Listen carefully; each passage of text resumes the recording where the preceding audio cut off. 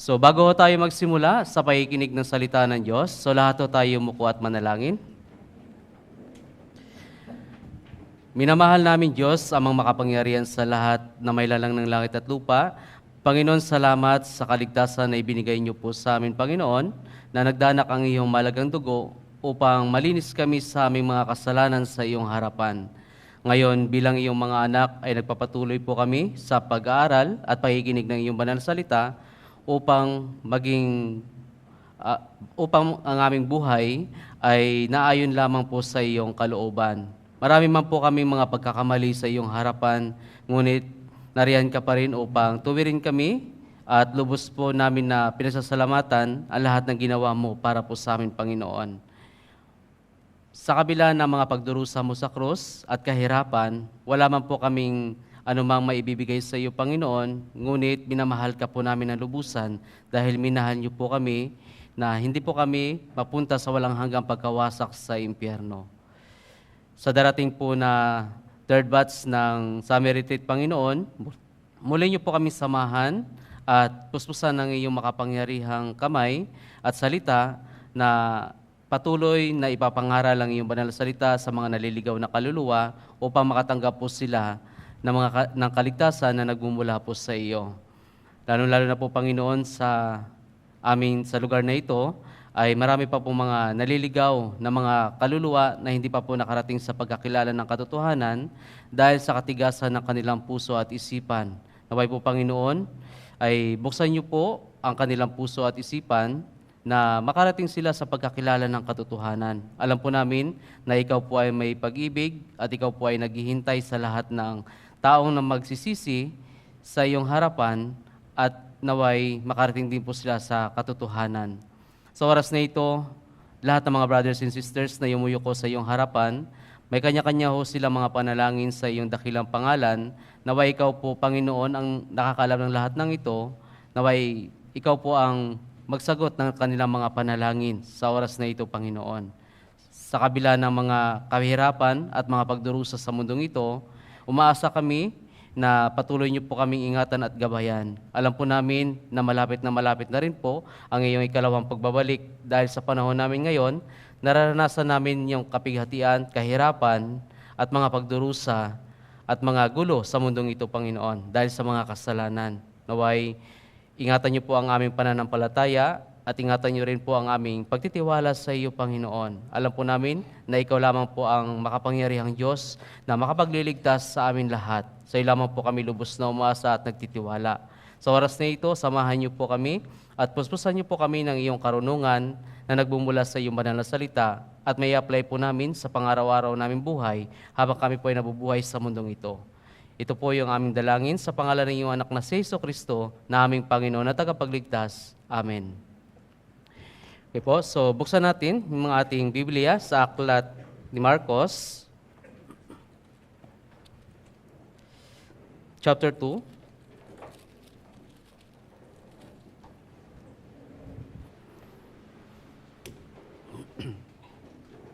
Aklat ni Marcos, chapter 2.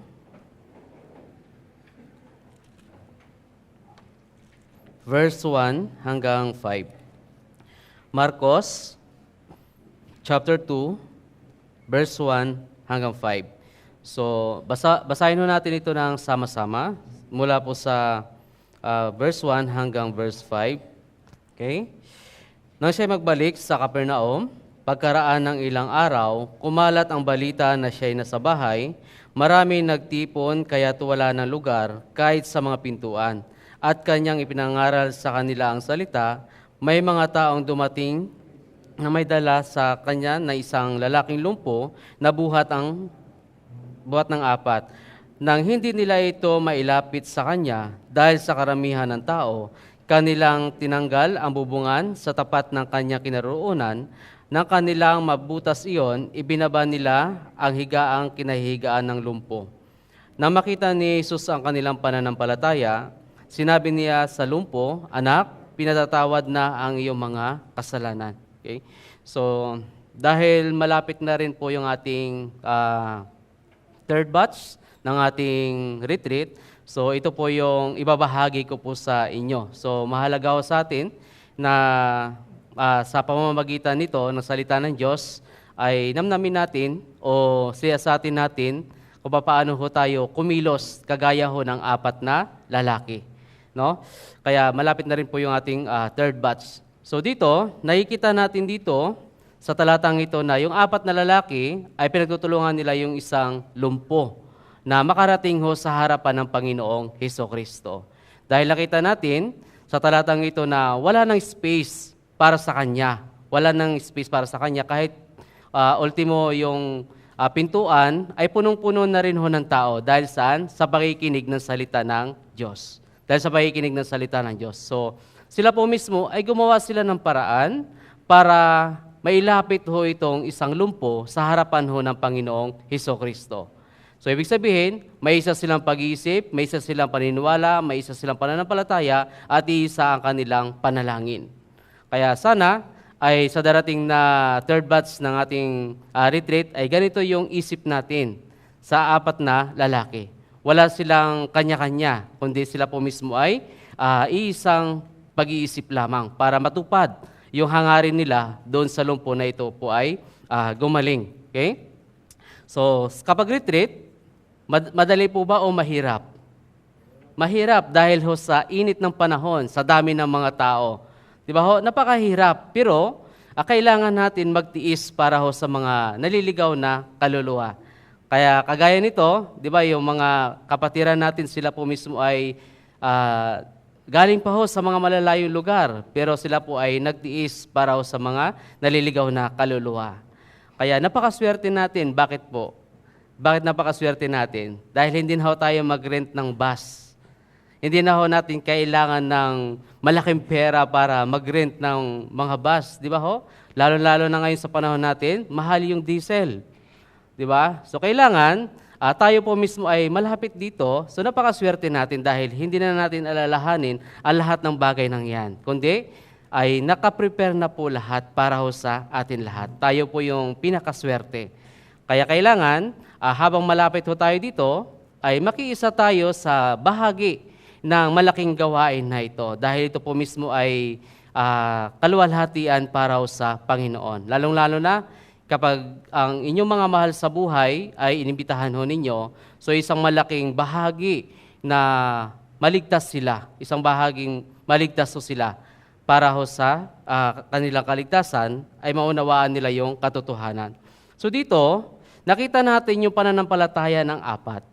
No? Nakita natin yung pananampalataya ng apat na lalaking ito. Kaya ano ha nangyari dito? Yung kanilang pananampalataya, talagang lubos silang naniniwala sa Diyos. Lubos silang umaasa sa Diyos.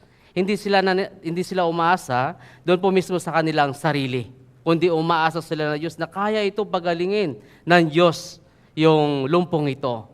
Dahil ang Diyos po mismo ay makapangyarihan. Kaya dito ang Panginoong Hesukristo pagkatapos niya po mangaral sa Galilee, pumunta ho siya dito sa Capernaum upang magbahagi din ho ng salita ng Diyos. Kaya nung nabalitaan ito ng mga tao, doon po mismo, punong-puno na po ng tao yung isang lugar na ito. Kaya doon, wala na pumapaglagyan para ho sa isang lumpo, sa isang taong makasalanan. Okay? Kaya babasahin ko po muli. Sa verse 1 and 2, sabi ho dito, nang siya'y magbalik sa Capernaum, pagkaraan ng ilang araw, kumalat ang balita na siya'y nasa bahay. Maraming nagtipon, kaya't wala ng lugar kahit sa mga pintuan at kanyang ipinangaral sa kanila ang salita ng Diyos. So dito po mismo, yung mga tao ay lubos na nakikinig ng salita ng Diyos.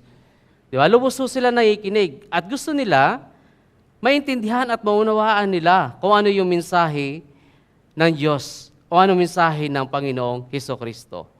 Kaya dito, mari ang Panginoong Hesukristo ay nagba-Bible seminar din. Di ba? Nagba-Bible seminar din kasi gusto niya matutunan at ituro sa mga tao na patungkol sa kaligtasan nila, patungkol sa kanilang kasalanan.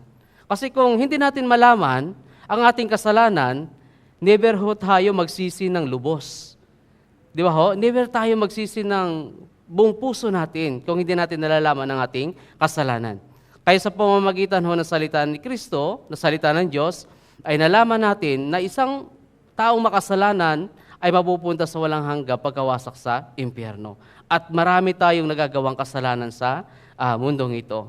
Kaya ganun na lamang din ang pananampalataya ng apat na lalaki. Gusto natin dalhin itong lalaking ito sa harapan ni Kristo. Pero anong gagawin natin? Anong gagawin natin sa harap sa lumpong lalaking ito? Di ba? Wala namang paglagyan o mapagdaanan sa harapan ni Kristo, pero gumawa sila ng paraan. Binutas nila yung bubong ng bahay. Hindi nila inisip na baka sila ay pagalitan na may-ari ng bahay. Hindi nila yun inisip. Hindi nila inisip na baka sila ay maaksidente kapag sila ay umakyat dun sa bubong. Kundi ang isip nila, may dala nila yung isang lumpo sa harapan ni Kristo. Kaya dapat, tayo po mga Kristiyano, na mga unang naligtas, dapat ang isip po natin ay maging kagaya sa apat na lumpo. Hindi nila iniisip ang lahat ng mangyayari sa buhay nila. No, kung ma-aksidente sila, wala silang iniisip na gano'n, kundi lubos silang nagtitiwala sa Panginoon. Kaya ano nangyari? Verse 3, may mga taong dumating na may dala sa kanya ng isang lalaking lumpo na buhat ng apat. Nang hindi nila ito mailapit sa kanya, dahil sa karamihan ng tao, kanilang tinanggal ang bubungan sa tapat ng kanyang kinaroroonan. Nang kanilang mabutas iyon, ibinaba nila ang higaan sa kinahihigaan ng lumpo. So, anong nangyari dito? So, sabi po, ibinaba yung isang lalaking lumpo sa harapan ni Kristo. Tinanggal po nila yung bubungan. So yung apat na lalaki parang naglalarawan ho ito sa four wheels ng buhay natin. Kung kulang ang isa, hindi nila madadala yung apat na lalaki, yung isang lumpong lalaki sa harapan ni Kristo. Hindi na din po pwedeng dalawa lang dahil nakahiga yung lalaki. Di ba ho, sa higaan may apat na kanto, napakahalaga. So yung apat na ito ay parang four wheels ng buhay natin. Ano po yung four wheels ng buhay natin? Una, ano po yan? Prayer. Pangalawa, words. Di ba? Pangatlo, fellowship. Pangapat, evangelism. Di ba ho? So yung apat na lalaki, hindi lang pwede tatlo lang sila, hindi pwedeng dalawa lang sila, hindi pwedeng isa lang. Hindi niya kayang dalhin.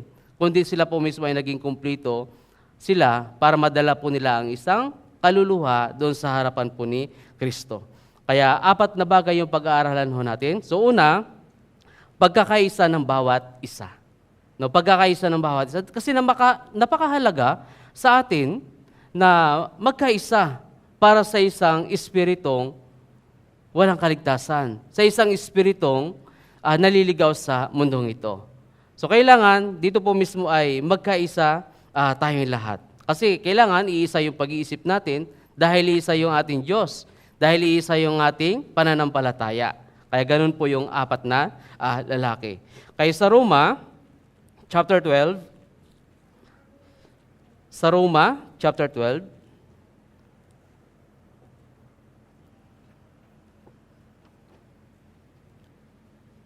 Roma chapter 12, verse 16, sabi po dito, magkaisa kayo ng pag-iisip, huwag ninyong ituon ang inyong pag-iisip sa mga palalong bagay, kundi makiayon kayo sa mga bagay na may pakumbabaan. Huwag kayong magmagaling sa inyong sarili.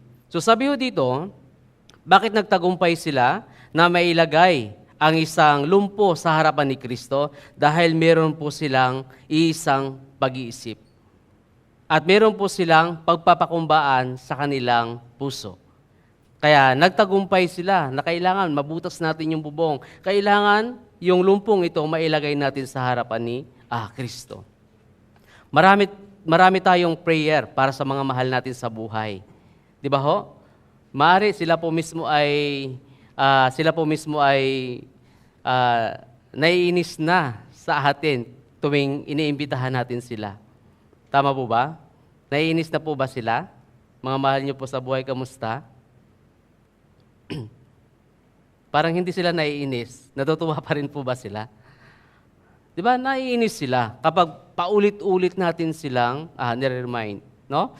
So, dito, kailangan tayo po mismo ay magkaisa. Ganun po yung ginawa ng apat na lalaki. Nagkaisa sila at mayroon pong pakumbabaan sa kanilang puso. At dito po mismo, sabi ho dito, huwag kayong magmagaling sa inyong mga sarili. Napakahalaga ho ito. Kasi kung tayo po mismo ay nagmamagaling sa ating sarili, papaano siya masasave? Papaano sila madadala sa iglesia ng Diyos? Kasi mahirap kung nagmamagaling tayo sa sarili. Yung apat, hindi ho sila nagmagaling sa kanilang sarili, kundi sila po mismo ay nagkakaisa.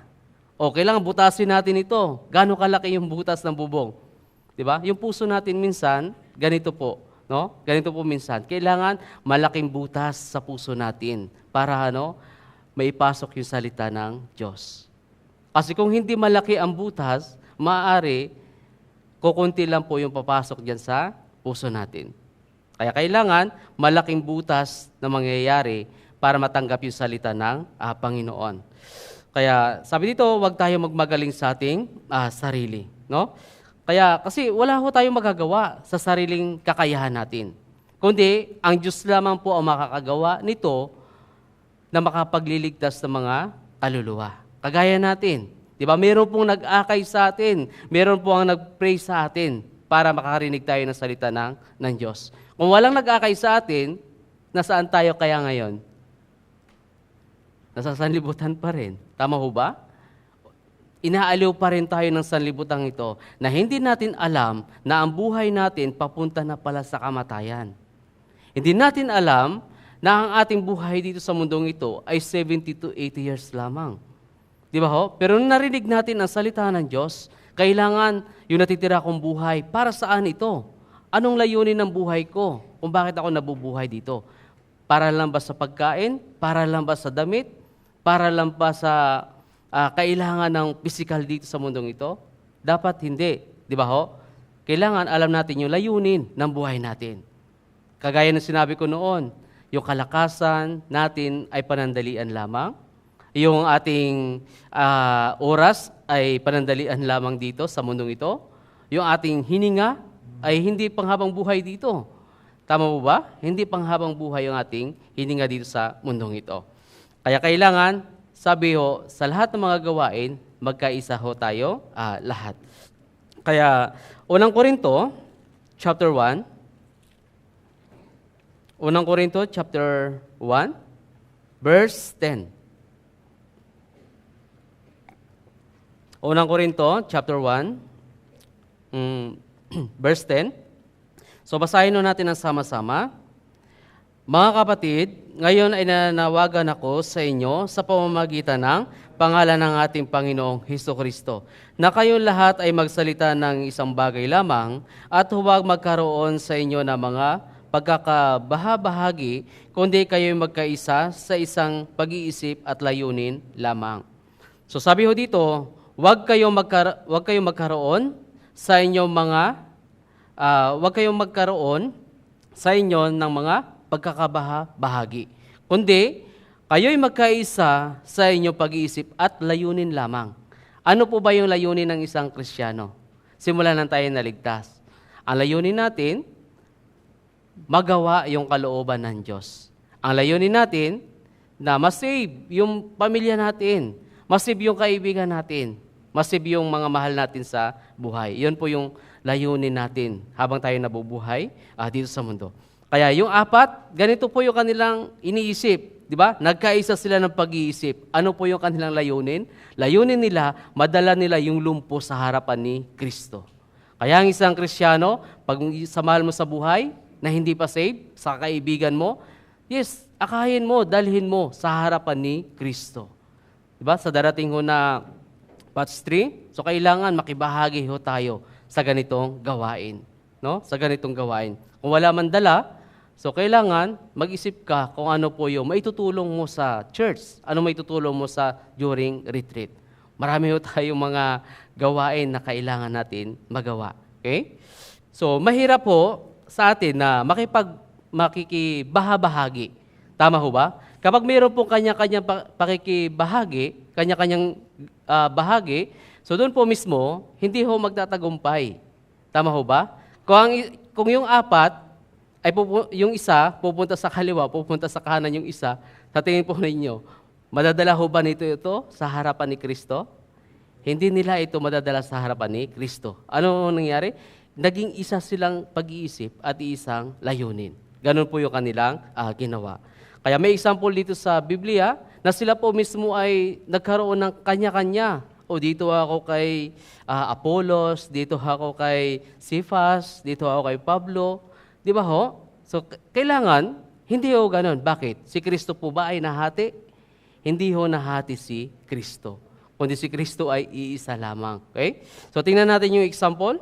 Diyan po mismo. Verse 11 hanggang 15. Verse 11 hanggang 15. Babasahin ko po. Sapagkat, iniulat sa akin ng mga kasamahan ni Chloe ang tungkol sa inyo, na sa inyo may mga pagtatalo, mga kapatid ko. Ang ibig kong sabihin, ang bawat isa sa inyo ay nagsasabi, ako'y kay Pablo o ako'y kay Apollos at ako'y kay Cephas at ako naman kay Kristo. Si Kristo ba ay nahati? Si Pablo ay pinako sa cross dahil sa inyo? O kayo ba ay binautismuhan sa pangalan ni Pablo? Ako ay nagpapasalamat sa Diyos na hindi ko binautismuhan ang sino man sa inyo maliban kay Crispo at kay Gayo. Baka masabi ng sino man na kayo ay bautismuhan sa pangalan ko. So ano ang nangyari dito sa Corinto? Sila po mismo ay nagkakanya-kanya. Sila po mismo ay nagtatalo-talo. No? So mahirap po sa isang magkakapatid at isang layunin lamang na mayroon pong pagtatalo. Meron po silang hindi pagkakaintindihan at pagkaunawaan. Isa lang din po yung kanilang Biblia. Pero ano ang nangyari? Meron po silang pagtatalo-talo. Pero tayo, kailangan hindi ho tayo ganito para ho sa kanila. Anong sabi ho dito?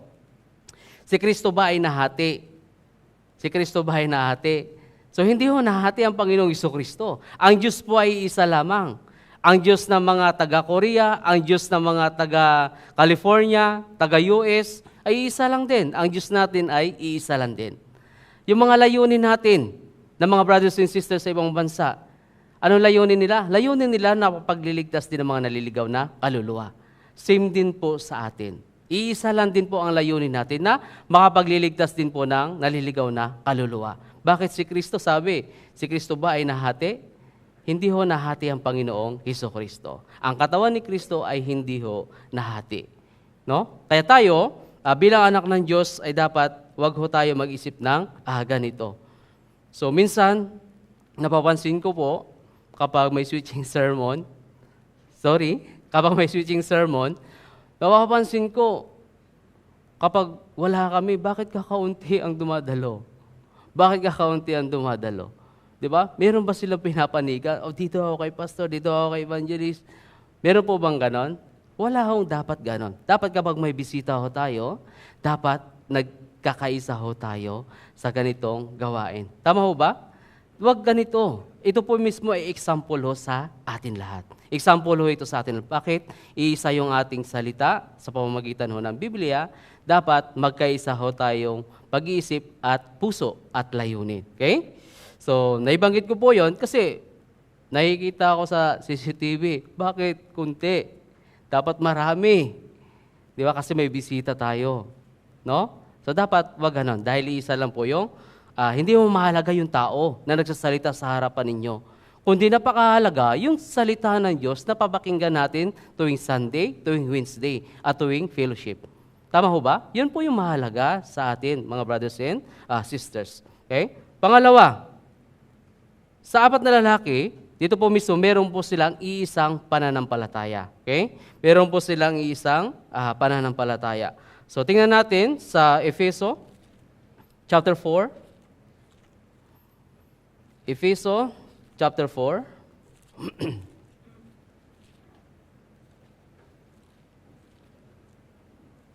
Efeso, chapter 4.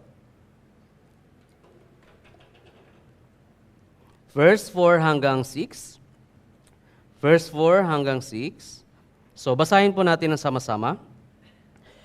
May isang katawan at isang espiritu, kung paanong tinawag kayo sa isang pag-asa ng pagkatawag sa inyo, Isang Panginoon, isang pananampalataya, isang bautismo. Isang Diyos at Ama ng lahat, na siyang nasa ibabaw ng lahat at sumasalahat at nasa lahat. So sabi ho dito, tayong lahat, iisang katawan, iisang espiritu, hindi ho nahati, kundi iisa tayo lahat. Isang pagkatawag sa atin, iisa yung Diyos natin. Kaya yung apat na lalaki, ganito yung kanilang pananampalataya.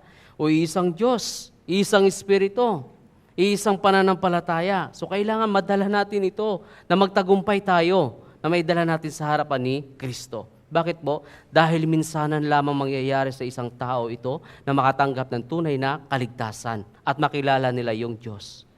Isang beses lamang. Di ba ho?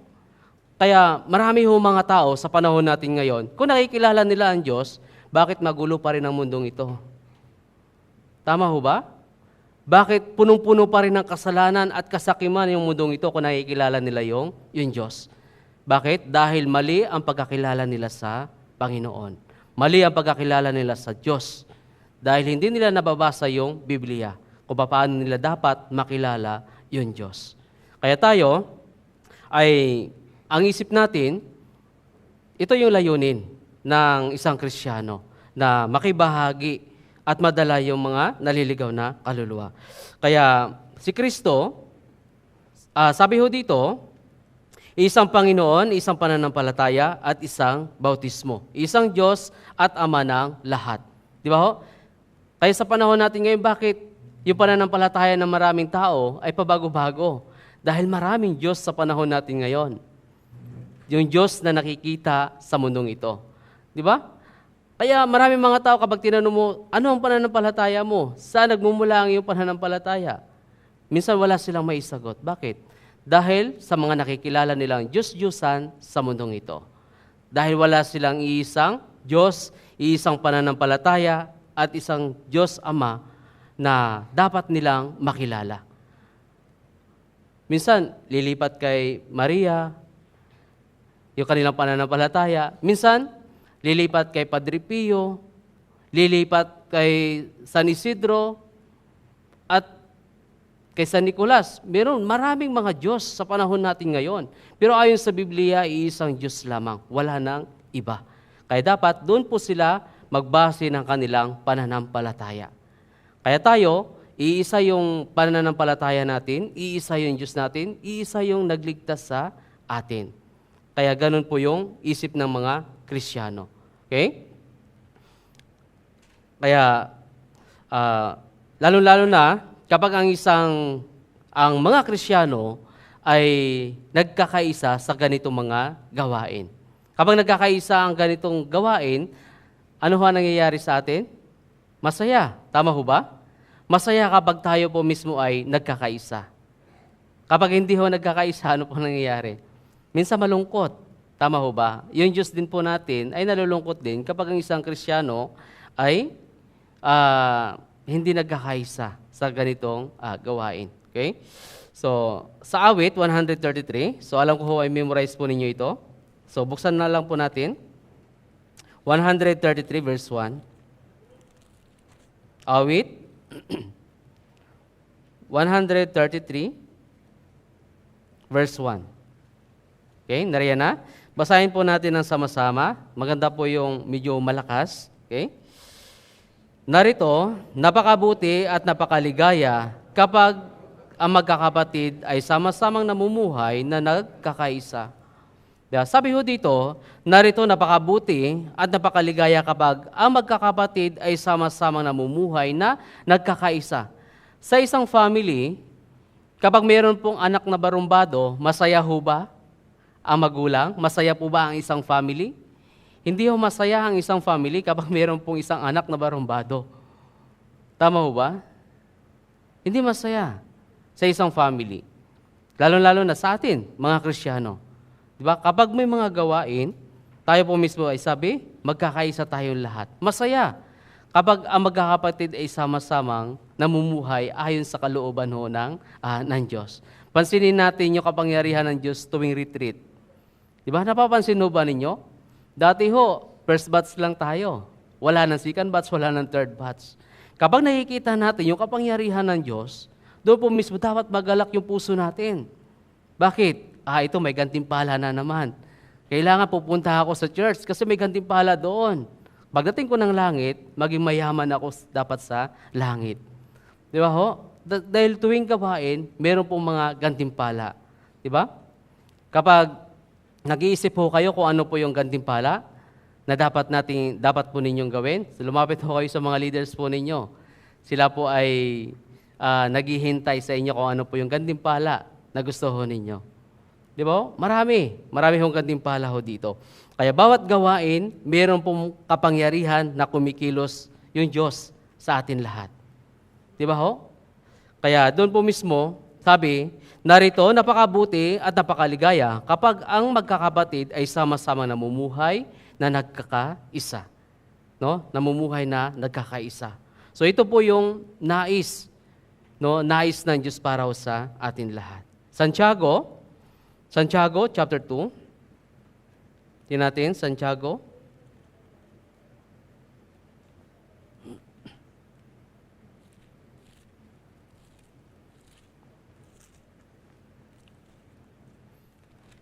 Chapter 2. So mahirap po sa atin kapag pananampalataya lang. Mahirap naman po kung gawa lang. So kailangan, yung dalawang ito ay magkasama. Di ba ho? Kailangan pananampalataya plus gawa. Hindi pwedeng gawa lang at pananampalataya. Kasi tingnan natin, sa labas, meron silang pananampalataya. Ano po yung ginagawa nila? Sa sarili nilang gawa yung kanilang pananampalataya. So kailangan, pananampalataya muna plus gawa. No?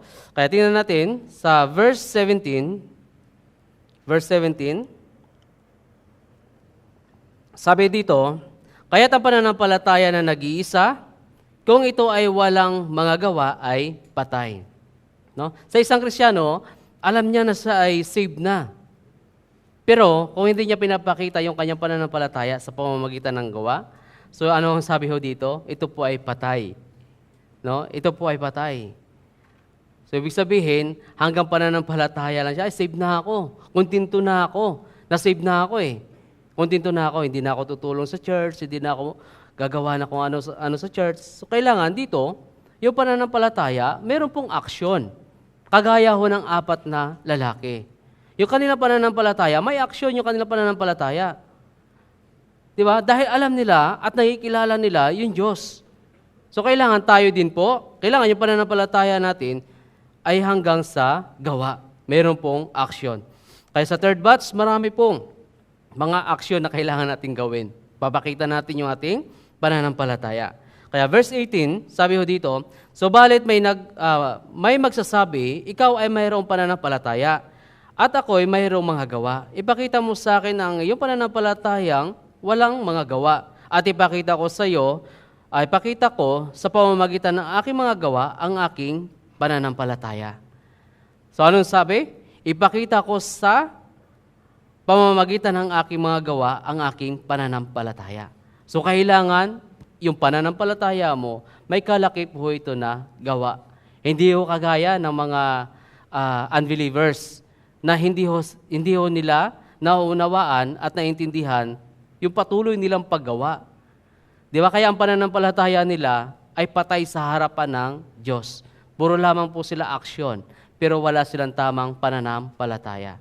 Kaya tayo, meron na po tayong tamang pananampalataya at sasamahan natin ito ng gawa. Yung mabubuting gawa na kailangan natin bilang isang Kristiyano. Verse 20 hanggang 24. Verse 20 hanggang 24. Subalit nais mo bang malaman, o taong hangal, na ang pananampalataya na walang magagawa ay baog? Hindi ba ang ating amang si Abraham ay inaring ganap sa pamamagitan ng mga gawa ng kanyang inihandog si Isaac na kanyang anak sa ibabaw ng dambana? Nakita mo na ang pananampalataya ay gumagawang kalakip ng kanyang mga gawa at ang pananampalataya ay naging ganap sa pamamagitan ng mga gawa. Kaya't natupad ang kasulatan na nagsasabi, si Abraham ay sumasampalataya sa Diyos at sa iyo'y ibinilang sa kanya nakatuwiran at siya ay tinawag na kaibigan ng Diyos. Verse 24, basahin natin. Nakikita ninyo na ang taong inaring ganap sa pamamagitan ng mga gawa at hindi sa pamamagitan ng pananampalataya lamang. Anong sabi dito? Si Abraham ba ay hindi sumunod sa salita ng Diyos? Sumunod doon siya sa salita ng Diyos. Bakit? Dahil sa kanyang pananampalataya. Naialay si Isaac. Tayo, nakarinig ho tayo ng salita ng Diyos. So kailangan sundin din po natin yung salita ng Diyos sa pamamagitan ng ating pananampalataya. Kung gawa lang at walang pananampalataya, napakahirap. Suriin mo yung iyong kaligtasan. Baka hindi ka pa natupad sa kaligtasan. No? So kailangan, kapag nagsama itong dalawa, naunawaan mo po yung kaligtasan mo. Okay? So baka sabihin mo, Iban, ako po ay hindi na makalakad. Mahalaga yung prayer mo at yung present mo sa harapan ho ng Diyos. Yun ang mahalaga. No? Lahat ho tayo ay may kalakasan pa. Okay? Kaya, verse 20, sabi ho dito, subalit nais mo bang malaman o taong hangal na ang pananampalataya na walang mga gawa ay baog. Di ba ho? Sabi ho dito, kung wala kang pananampalataya at kung wala kang pananampalataya, so ibig sabihin, walang kalakip na mga gawa. So tingnan natin, yung mga unbelievers, pupunta lang sila ng church. Sa church, sa loob, meron silang pananampalataya. Sa labas, ano ang nangyari? Meron po ba silang gawa? Wala. Wala silang gawa. Di ba ho? Minsan, sila, meron pong gawa kapag tuwing mahal na araw. May gawa sila tuwing mahal na araw. Pagkatapos na nangyari, nag-golf na ulit. Alam niyo yung golf? Yes, alam ng mga tatay yung golf. Okay? Di ba ho? Nagaganon na ulit. Bakit? Dahil patay ang kanilang pananampalataya. Dahil hindi nila nakikilala yung tunay na Diyos. Hindi nila nakikilala yung tunay na Diyos. Kaya anong sabi dito? Taong hangal ang tawag sa mga ganong tao. No? Masakit ito, pero ito'y salita ng Diyos. Kapag hindi sila nasaktan, never sila magbago. Di ba? Nung tayo po mismo ay nakikinig ng Bible Seminar, 4th session, nasaktan din po yung ating puso doon. Dahil nakilala natin yung ating sarili na tayo pala ay isang miserableng makasalanan. Kasi kung hindi natin nalaman yung tunay na kasalanan natin at kalagayan natin sa harapan ng Diyos, malabo tayo magsisi ng lubusan. Tama ho ba? Magpapatuloy pa rin na magpapatuloy sa paggawa ng kasalanan. Never tayong lalapit sa Diyos kung hindi natin nakikilala yung kalagayan natin sa harapan ng Diyos. Kaya ganun po ang nangyari sa 4 na lalaki. Nakita nila ang kalagayan ng isang lumpo. Ang kalagayan ng isang lumpo ay hindi po yun physical na sakit, kundi spiritual na sakit. Ano po yun? Kasalanan sa harapan ng Diyos. Kaya dinala nila ito sa harapan ng Panginoong Hesukristo. Kaya ganun po ang isang Kristiyano. Okay? Pangatlo, pagmamahal sa kapwa at sa mga naliligaw na kaluluwa. So kailangan meron po tayong pagmamahal sa kapwa, hindi lamang po sa mga brothers and sisters. Tinuro sa atin ng Diyos na mahalin natin yung bawat isa. Tinuro sa atin ng Diyos na mahalin natin yung ating kapwa ng higit kaysa sa ating sarili. Natutupad po ba? Minsan ang hirap to pa rin. Tama ho ba? Yung kapitbahay ko, siya ay sira ulo, kailangan ko pa ba siya ay mahalin kaysa sa akin sarili? Pero sabi ng Diyos, mahalin siya ng higit kaysa sa atin. Okay? So tingnan natin Lucas.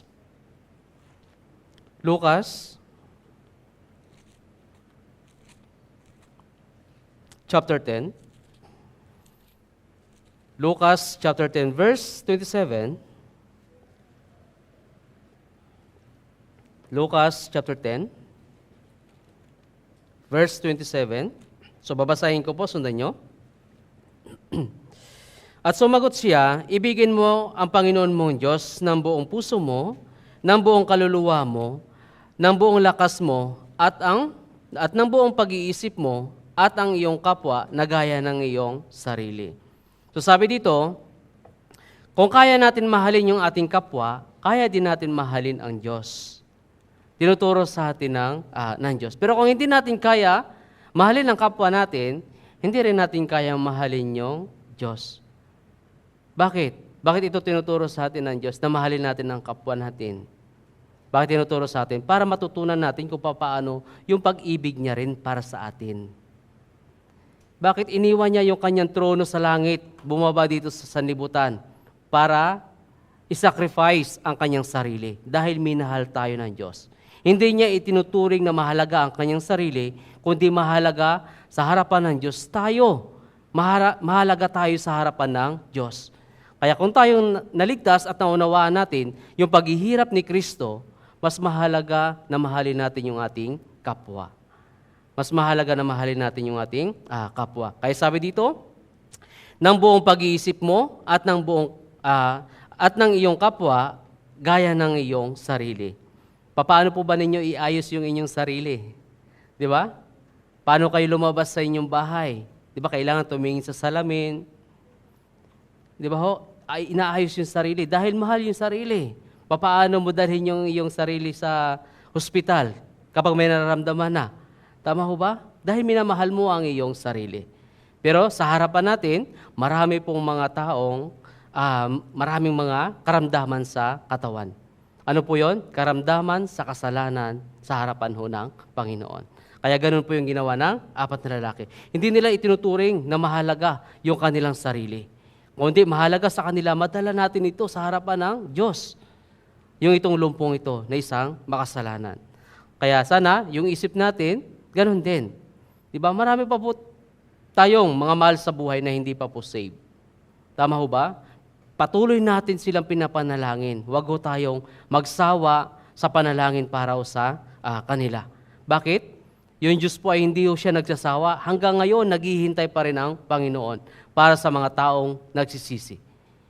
Kung siya po mismo ay nainip, maaari dumating na ho yung second coming. Di ba ho? Pero ang Diyos hanggang ngayon naghihintay pa rin. Baka balang araw, isa doon yung family natin na masama natin sa langit. No? Isa doon sa family natin. Ang Diyos lamang po ang nakakalam. Pero patuloy ho tayo panalangin para sa kanila. Sa unang Juan, chapter 4. Unang Juan, chapter 4.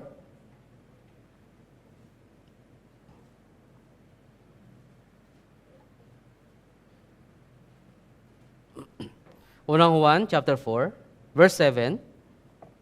Verse 7. So, basahin po natin.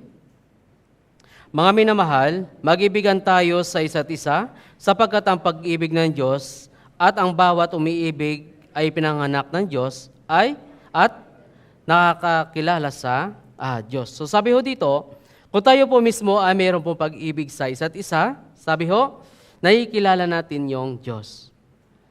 Naku, baka sabihin nyo, ay bakit si sister, si brother, ay hindi niya ako minamahal. Ibig sabihin, hindi siya nakakilala sa Diyos. Ganon ho ba? So, hindi ho. Okay? So, sabi dito, mag-ibigan tayo sa isa't isa sapagkat ang pag-ibig ay sa Diyos at ang bawat umiibig ay ipinanganak ng Diyos at nakakilala sa Diyos. Nung naunawaan natin yung pag-ibig ni Kristo, na ipinanganak na tayo sa ating espiritu dahil nakilala natin yung pag-ibig ni Kristo. Di ba ho? Kaya doon po mismo, nakilala natin siya, kaya ganun din po tayo. Mag-ibigan din po tayo sa isa't isa.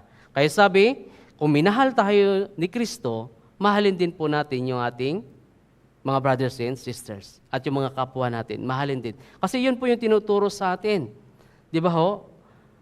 Kaya kapag magkakapit bahay tayo, magbibigay ho ba kayo ng ulam? Ha? Magkakapit bahay tayo? Di ba, nung unang panahon, di ba, uso po itong bigayan. Pero ngayon, ano ho nangyayari? Uso pa rin ho ba? O uso na lang yung pabanguhan? Tuwing umaga, kapitbahay namin, amoy tuyo. Kapitbahay namin, amoy adobo. Di ba ho? Pasarapan na lang, pero walang bigayan. Tama ho ba? Pero noong unang panahon, naabutan ko pa po ito. Nagbibigayan, di ba? Kahit gaano karami. Minsan kung wala kang bigas, wag mo nang bayaran, ibigay mo na lang. Tama ho ba? Pero ngayon, ano po nangyayari sa pag-ibig ng tao? Wala nang pag-ibig yung tao. Nagiging sakim na sa lahat ng bagay. Tama ho ba? Wala nang ganun sa panahon natin ngayon. Maliban na lang kapag may okasyon. Pero pag walang okasyon, ano na nangyayari? Bahala kaya, kanya-kanya tayo ng luto. Tama ho ba? Ganun na nangyayari. Pero tinuturo sa atin ng Diyos, tayo mga Kristiyano, ay mag-ibigan tayo sa isa't isa. Marami yung mga magkakapitbahay dito. Sana wag niyo sirain yung pag-ibig ng Diyos ho sa atin, no, sa bawat isa. Okay? Wag ho magpabanguhan lang. Ay, alin po bang mahal? Yung tuyo o yung karne? Ha? Yung tuyo ang mahal kaysa sa karne. Di ba ho? O sino mas mayaman ngayon? Ha?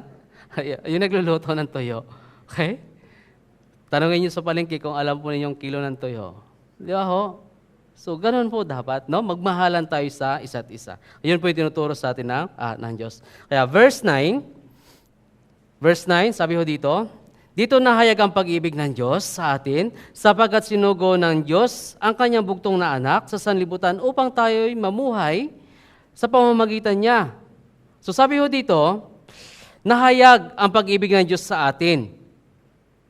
Bakit? Nakatanggap tayo ng kaligtasan. Naunawaan natin yung sakripisyo ng Panginoong Jesucristo. And then, sinugo ng Diyos ang kanyang bugtong na anak sa sanlibutan upang tayo mabuhay sa pamamagitan niya. Sabi dito, naunawaan natin yung kaligtasan, sinugo ang kanyang bugtong na anak sa sanlibutan para sa pamamagitan natin, mahayag ang pag-ibig ni Kristo, ang pag-ibig ng Diyos sa atin. And then sabi dito, upang tayo mabuhay sa pamamagitan niya. Hindi na sa pamamagitan natin, kundi sa pamamagitan ng Diyos tayo mabuhay. Diba? Dati, nabubuhay tayo na hindi natin nakikilala yung Diyos. Kagaya ng lumpo. Bakit siya dinala ng 4 na lalaki? Dahil hindi niya nakikilala yung tunay na Diyos. Hindi niya nakikilala yung tunay na Diyos. Kaya dinala siya at tayo inakay din. Inakay din tayo para malaman natin yung pag-ibig ni Kristo. Kaya sa pamamagitan natin, dapat mahayag sa pamumuhay natin, sa pananalita natin, sa pakikisama natin sa bawat isa. Kaya sabi, upang tayo mabuhay sa pamamagitan niya, hindi sa pamamagitan ng dyablo. Ang buhay ng dyablo ay dito lamang sa sanlibutan para linlangin ang lahat ng tao. Linlangin sa lahat ng bagay na nakikita dito sa sanlibutan. Verse 10, basahin po natin. Narito ang pag-ibig, hindi sa tayo umibig sa Diyos, kundi siya ang umibig sa atin at sinugo ang kanyang anak na pantubos sa ating mga kasalanan. Diba? Dito, sabi dito, hindi tayo umibig sa Diyos, kundi ang Diyos po mismo ang umibig sa atin. Alam ng Diyos na tayo ay miserableng makasalanan at alam ng Diyos ang ating patutunguhan dahil sa ating mga kasalanan. Ngunit siya mismo, sinugo niya ang kanyang bugtong na anak para tubusin tayo sa lahat ng ating mga kasalanan. Past, present, at saka future sins. Yun ang pagmamahal ng Diyos. Walang hanggang katubusan. Yung pag-ibig niya sa atin lahat. Kaya sabi dito, kundi siya ang umibig sa atin. Tayo noon, ano ang iniibig natin? Ang iniibig natin, sarili lamang kapakanan.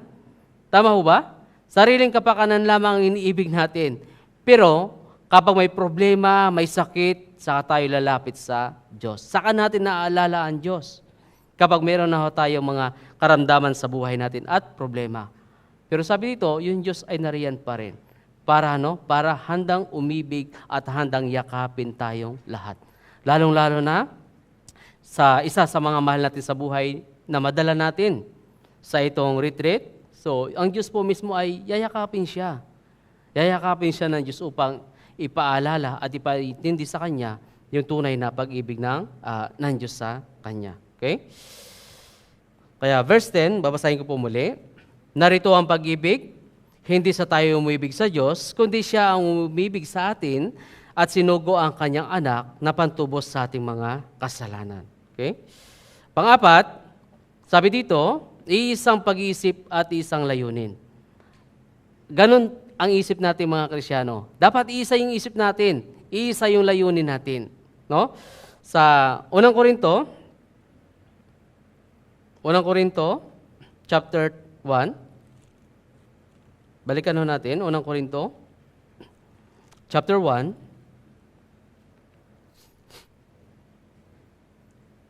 verse 10.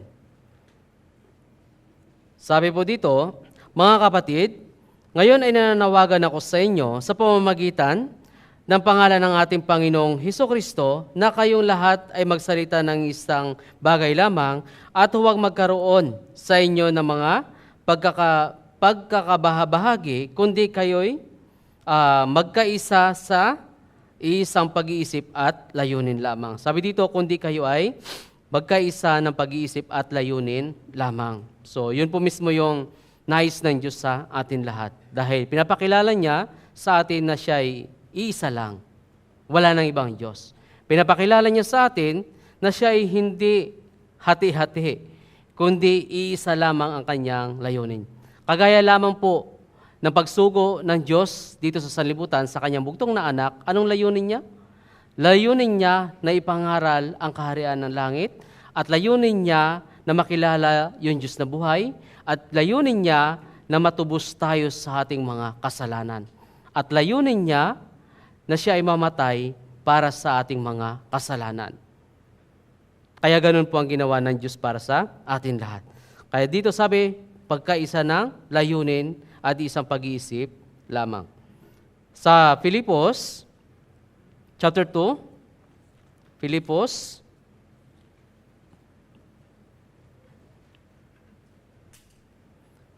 chapter 2, verse 2, Filipos chapter 2, verse 2.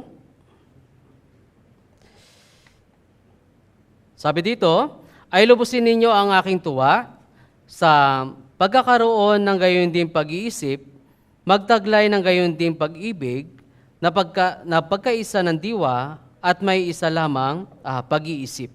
Anong sabi dito? Sabi, na isang diwa at may isang isip lamang. No? Kaya yung apat na lalaki, ganun po yung kanilang ginawa nung dala-dala nila itong isang lumpo. No? May isa silang layunin, may isa silang diwa na nais nila na maligtas itong lalaking ito na isang lumpo. Sa verse 3 hanggang 4, huwag ninyong gawin ang anuman sa pagpapaligsahan o pagmamataas, kundi sa kababaan, ituring na ang iba ay higit na mabuti kaysa inyong sarili. Huwag tingnan ng bawat isa sa inyo ang kanyang sariling kapakanan, kundi ang kapakanan ng iba. So sabi dito, hindi sila nagmataas sa kanilang sarili. Nagpakababa sila sa kanilang sarili. So maaari yung apat na lalaki, meron doon mayaman, meron katamtaman lang, meron salat sa buhay. Maaari yung isa doon ay inuusig din. No? So, hindi nila iniisip kung ano mang mangyari. Ang isip nila na madala itong lalaki lumpo sa harapan ni Kristo. Kaya dito nakita natin, meron pong kababaan. Meron pong kababaan sa kanilang sarili. And then, hindi nila itinuturing na mahalaga ang kanilang sarili kaysa doon sa lumpo. Halimbawa, yung isang bahay, ganito kataas yung building. Tapos ganito kataas yung bubong. Di ba? So, napakadelikado umakyat. Di ba ho? Maaari ba kapagalitan pa sila ng may-ari ng bahay? Bakit sinira ninyo yung bubong ko? Wala nang pag-asa yan na maligtas. Wala nang pag-asa yan na makalakad. Bakit nyo pa pinapahirapan ang inyong sarili na dalhin yan? Di ba ho? Kapag may retreat ho tayo, summer retreat, hindi ganun kadali, mahirap dahil sa init ho ng panahon. Yung iba nahihilo, yung iba nahihimatay. Di ba ho? Hindi ganun kadali. Pero yung puso nila, nandoon pa rin sa mga invitees nila. Ganun po yung puso nila. Na nandoon pa rin na sana ito ay maligtas. Kahit sila ay nahihilo. Di ba ho? So maaari yung mga lalaking ito ay pagod sila sa pagtanggal ng bubong. Pero hindi nila iniisip yung kanilang kapakanan. Kundi iniisip nila na ang isang espiritu, mahalaga ito sa harapan ho ng Diyos. Mahalaga sa harapan ho ng Diyos. Okay? So tingnan natin sa Lucas chapter 15. Lucas chapter 15 verse 7. Lucas chapter 15 verse 7.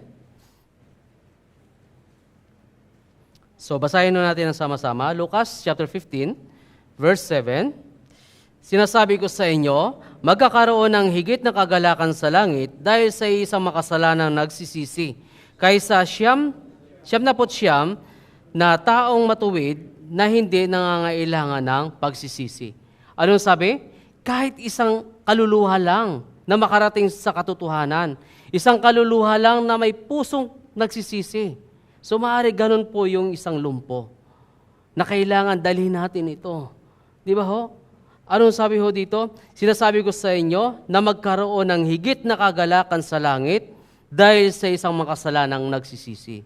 Isa lang, sabi ng Diyos, nagsasaya na sila sa langit. Yung mga anghel, yung Diyos nagsasaya na dahil sa isang taong makasalanan. Nung naligtas ho tayo, isa ho doon, nagsasaya ang mga anghel at ng Diyos sa langit dahil nagsisi tayo. Mas nauna pa sila nag-celebrate kaysa sa atin. Tama ho ba? Nauna pa sila nag-celebrate, ito, naligtas siya. O, kailangan natin mag-celebrate. Diba, ganun ho ang kagalakan ng Diyos sa isang taong nagsisisi. Ganun ang kagalakan ng Diyos. Isipin natin na ang Diyos po mismo, siyang unang naging masaya nung tayo ay nagsisi. Nung tayo'y bumalik sa harapan niya. Isipin natin mabuti yung pagmamahal ng Diyos. Isipin natin, nung tayo ay nagsisi, minahal ako ng Diyos. Nagsaya sila sa langit dahil ako ay nagsisi. Paano ko gagawin yon sa harapan ng Diyos? Di ba ho? So kailangan, meron po tayong isusukli sa harapan ng Diyos. Marami po mga naliligaw na kaluluwa, isa doon yung mga mahal natin sa buhay. Okay? So, balik natin. Sa Marcos chapter 2, balikan natin yung main verse natin. Marcos chapter 2, verse 3 hanggang 5. Muli ko pong babasahin sa inyo. May mga taong dumating na may dala sa kanya ng isang lalaking lumpo na buhat ng 4 nang hindi nila ito mailapit sa kanya dahil sa karamihan ng tao. Kanilang tinanggal ang bubungan sa tapat ng kanyang kinaroroonan. Nang kanilang mabutas iyon, ibinaba nila ang kinahigaan ng lumpo. Nang makita ni Jesus ang kanilang pananampalataya, sinabi niya sa lumpo, "Anak, pinatatawad na ang iyong mga kasalanan." So alin mo bang madaling sabihin? Anak, tumayo ka dyan. Lumakad ka dyan. Madali ho ba? Para sa isang tao, sabihin natin sa lumpo na ikaw ay tumayo dyan. Dalhin mo iyong higaan at lumakad ka na. Alin ho mas madali? Yun o yung sasabihin na pinatatawad ng iyong mga kasalanan? Alin ho madali? Mas madali yung sinabi ng Panginoong Jesucristo na pinatatawad ng iyong mga kasalanan. Paano kapag nangaral tayo? O ikaw, tumayo ka na dyan na lumpo, maglakad ka na. Eh kung hindi yan maglakad, anong mangyayari? Hindi sila maniniwala. Tama ho ba? Pero, ito ang salita ng Diyos na nagsasabi ng katotohanan sa lahat ng tao makasalanan. Di ba? So, yung meaning ho ng lumpo dito ay makasalanan. Tayo ho mismo noon, ang kwento ng lumpong ito, tayo ito, na nabubuhay tayo sa sarili nating kapakanan, na hindi natin nakikilala yung Diyos. Lumpo yung buhay natin, nang hindi natin nakikilala yung Diyos. Nung may nag-akay sa atin, naging kumplito na ang buhay natin dahil nakilala natin yung Diyos na sinabi sa atin ni Kristo, "Anak, tumayo ka, lumakad ka dahil pinatatawad ng iyong kasalanan." Di ba ho? Tayo ito, yung kwento ng lumpong ito, tayo ho mismo itong miserableng makasalanan na mayroon pong nag-akay sa atin. Mayroon pong nag-akay sa atin. Okay? So pansinin natin, dito ho mismo sa Marcos, tinawag hong anak ang lumpo. Di ba? Pero doon po mismo sa Lucas chapter 5, ano ang tawag doon sa kanya? So tingnan natin. Sa Lucas chapter 5,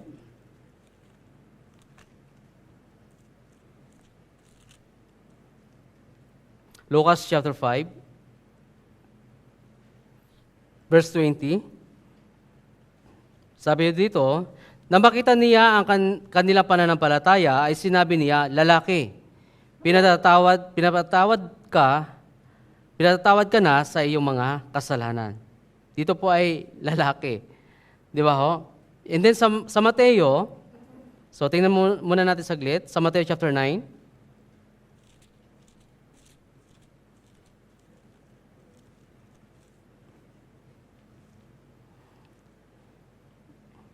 Verse 2. Mateo chapter 9 verse 2. Ano sinabi ng Panginoong Jesucristo dito? Dinala nila sa kanya ang isang lumpo na nakaratay sa isang higaan.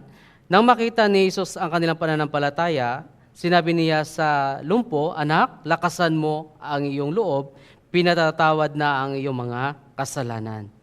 So, dito po tinawag ko ng Panginoong Jesucristo na anak. Pero sa Lucas, tinawag po siyang lalaki. No? Kaya sa isang makasalanan, hindi tayo nakikilala, hindi tayo tinatawag ng Diyos na anak sa isang makasalanan. Noong tayo po mismo ay nagsisi at nakatanggap ng tunay na kaligtasan, ang tawag sa atin ng Diyos ay anak. Okay? Kaya sa mga taong hindi pa ho nakakaunawa ng kaligtasan, ang tawag sa kanila, lalaki. Pero kapag naunawaan na ang tunay na kaligtasan, anong tawag ng Diyos? Anak. No? Kaya tayo po mismo ay anak na po ng Diyos. Kaya tinatawag ho tayong anak dahil pinatawad na ng Diyos at nilinis niya na ang lahat ng ating mga kasalanan. Kaya yung anak ay hindi na dapat bumalik pa sa kasalanan. Ganun po yung buhay ng lumpo. Tayo po ang kwento ng lumpong ito. Dahil hindi natin noon nakikilala yung Diyos na buhay. Okay? Ngayon, nakikilala na natin ang Diyos dahil sa kanyang tunay na pag-ibig sa atin lahat. Okay? Kaya last po, punta tayo sa Efeso chapter 4. Efeso chapter 4, verse 15. Efeso chapter 4, verse 15 hanggang 16. So, basahin natin ng sama-sama. 15 hanggang 16. Kundi humawak sa katotohanan na may pag-ibig, lumago tayong lahat sa Kanya na siyang ulo sa mga tuwid ay si Kristo. Nasa Kanya ang buong katawan na nakalapat na mabuti at nagkakaisa sa pamamagitan ng bawat litid ayon sa paggawa ng sukat ng bawat bahagi ay nagpapalaki ng katawan tungo sa ikatitibay sa sarili sa pag-ibig. So sabi ho dito, so kailangan ang isang Kristiyano ay hindi humiwalay. Kailangan mag-stay.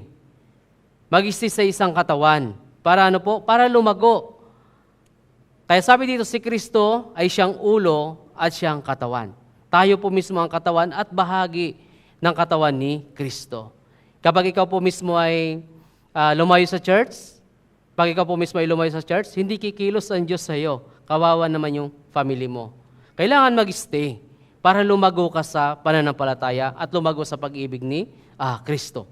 Kaya sabi dito, nasa Kanya ang buong katawan na nakalapat ng mabuti. Dapat talagang idiin mo yung sarili mo. No? Idiin mo yung sarili mo na nasa Diyos ka lamang. Sa pag-ibig ka lamang ni Kristo. Hindi ka pwedeng lumayo. Kaya sabi dito, habang ikaw ay nakalapat na mabuti, na nagkakaisa sa pamamagitan ng bawat litid. Di ba? Kapag naputol yung litid natin, halimbawa sa braso, yung isang braso ho ba ay makakakilos pa? Hindi ho makakakilos ang braso natin kapag naputulan ng isang litid. Di ba ho? Ganun. Dapat ang isang Kristiyano, manatili ka sa church para ano po? Para patuloy sa paglago sa pamamagitan ng salita ni Kristo. Kapag nag-iisa ka lang sa labas, lalamunin ka ng sanlibutan. Lalamunin ka ng tukso ng dyablo. Lalamunin ka ng mga kaibigan mo na hindi pa ligtas. Bakit? Ipapakita nila sa iyo lahat ng karangyaan sa buhay dito sa sanlibutan. Ipapakita nila sa iyo yung kasiyahan ng takbo ng sanlibutan ito. Na ang kasiyahan na yan ay panandalian lamang. Hindi po yan panghabang buhay. Ang plano ng Diyos, kasiyahan sa langit na walang hanggan. Kaya sabi dito, manatili tayo hanggang sa pagdating ni Kristo. Kaya sana, sa pagdating ho ng New Year retreat, summer retreat, third batch, ay magkaisa tayong lahat. Magkaisa tayong lahat. Kahit wala kang dala. Kailangan po yung presensya ninyo, yung kalakasan ninyo para sa isang malaking gawain. Kailangan din po yung prayer ninyo. Magkaisa tayo, mga brothers and sisters. Kahit wala tayong naimbitahan. Bakit? Bakit kailangan natin makiisa? Tingnan natin yung mga paghihirap ng mga brothers and sisters natin na galing pa sa isang malalayong lugar na sila po mismo ay hindi nila inalintana yung init, no? Hindi nila hinanap yung malamig dito sa lugar na ito. Kundi, madala nila yung isang taong makasalanan na makapakinig ng salita ng Diyos. Sana, ganun tayo lahat na makiisa tayo sa gawain na ito. Okay? So, handa na po ba kayo sa third batch? Parang mahina. Parang dito lang. Paano dito? Parang hindi handa lahat. Kulang pa po ba yung salita ng Diyos? Parang gusto nyo pa. Okay? So hanggang dito lamang. So lahat tayo makinig. Lahat tayo yumuko at manalangin. Banal at mahabagin namin Diyos na makapangyarihan sa lahat. Panginoon, maraming salamat po sa salita mo sa oras na ito, Panginoon. At maraming salamat sa patuloy niyo pong pagbibigay sa amin ng physical na biyaya at higit sa lahat, spiritual na biyaya na kailangan namin sa aming pang-araw-araw na buhay. Sa darating pa po na third batch ng Summer Retreat, Panginoon, ay humihingi ho kami ng karagdagang kalakasan ng aming pisikal na pangangatawan at higit sa lahat, gabayan niyo po kami sa pamamagitan ng iyong makapangyarihang kamay at salita sa itong malaking gawain na ito, Panginoon. Dinadalangin namin yung mga kapatiran na dumadaan sa iba't ibang uri ng mga kahirapan at mga pagsubok sa kanilang buhay pananampalataya. Naway, tulungan niyo rin po sila, Panginoon, na malampasan ang lahat ng mga pagsubok na nangyayari sa kanilang buhay. Sa oras na ito, sa iyo lamang po kami lubos na umasa at nagtitiwala. Ito po yung aming panalangin sa pangalan ng iyong anak na si Jesus na aming Panginoon na tagapagligtas. Amen. So maraming salamat po.